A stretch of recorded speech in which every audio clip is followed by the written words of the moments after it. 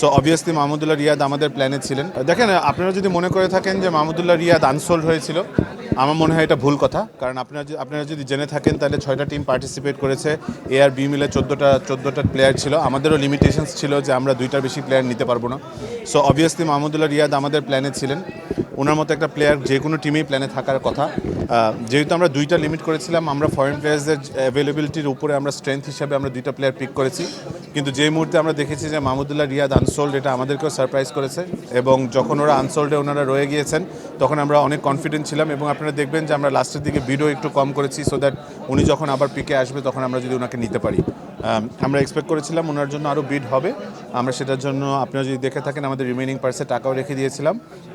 I think we are fortunate যে ওনাকে আমরা বেস প্রাইসে পেয়েছি, but I am sure they deserve more. এক টিমে অনেকগুলো অধিনায়ক, লিটন কুমার দাস, নুরুল হাসান সোহান এবং মাহমুদুল্লাহ রিয়াদ, মানে এটাকে আসলে কিভাবে কোঅর্ডিনেট করবেন আপনারা? দেখেন, ফ্র্যাঞ্চাইজ ক্রিকেটে যখন আপনারা অনেকগুলো প্লেয়ার থাকবে, তখন এখানের মধ্যে ন্যাশনাল টিম থেকে অনেক প্লেয়ারাই থাকবে যারা অধিনায়ক হিসেবে খেলবেন।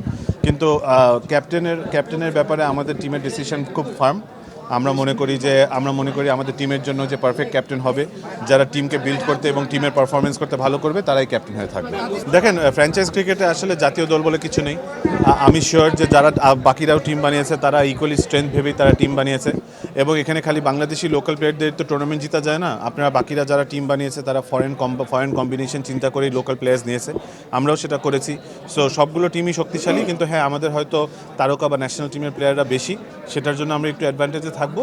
But then again, end of the day যারা কম্বিনেশন এবং মাঠে ভালো খেলবে তারাই জিতবে। দেখেন, খেলার মাঠে আপনারা যদি আমাদের লাস্ট সিজনে খেলাও দেখেন, আমরা কিন্তু 8টা পরপর জিতেছি এবং তারপরে আমরা রাজশাহীর সাথেও হেরেছি। আমার কাছে মনে হয় অন দ্য ডে যেই টিমই পারফর্ম করবে তারাই সেরা দল। আপনারা সব professional cricket, they're all professional cricketers. End of the day ওই স্টার্টিং 11 যারা ভালো খেলবে তারাই ম্যাচ জিতবে। হ্যাঁ, হয়তো খাতা কলমে আমরা একটু ভালো টিম বানিয়েছি। আমার কাছে মনে হয় Rajshahi has made amazing side. তারা, আমার কাছে মনে হয় খাতা কলমে অনেক স্ট্রং। বাট তারপরে অন্য টিম 4টা টিমকে ছোট করে দেখার কিছু নেই। আমার কাছে মনে হয় তারা ভালো দল।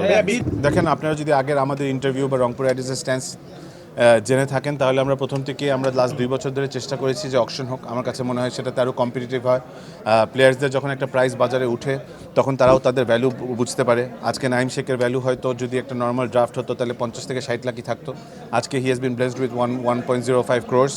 সো আমার কাছে মনে হয় যে প্লেয়ারদের স্ট্যান্ডার্ড বুঝতে পারে। অন দি আদার হ্যান্ড, আপনারা দেখবেন অনেক ইয়াং ক্রিকেটাররাও অনেক বেশি পেমেন্টে, Habibur Rahman Sohan something like 40-50 lakhs or যে বেচা হয়েছে। So we are very happy for him. আমার কাছে মনে হয় যে অকশনটা is a better option than draft, এবং সেটাই আগামী থেকে হওয়া উচিত। আমরা হাইয়েস্ট বিডার বলেই পেয়েছি। উই ওয়ার এক্সপেক্টিং যে আরও টিমসরা তার জন্য আরও বিড করবে এবং আমাদের হয়তো 100-এর কাছাকাছি যেতে হবে। But I think we R lucky যে আমরা ওনাকে 70 lakhs পেয়েছি।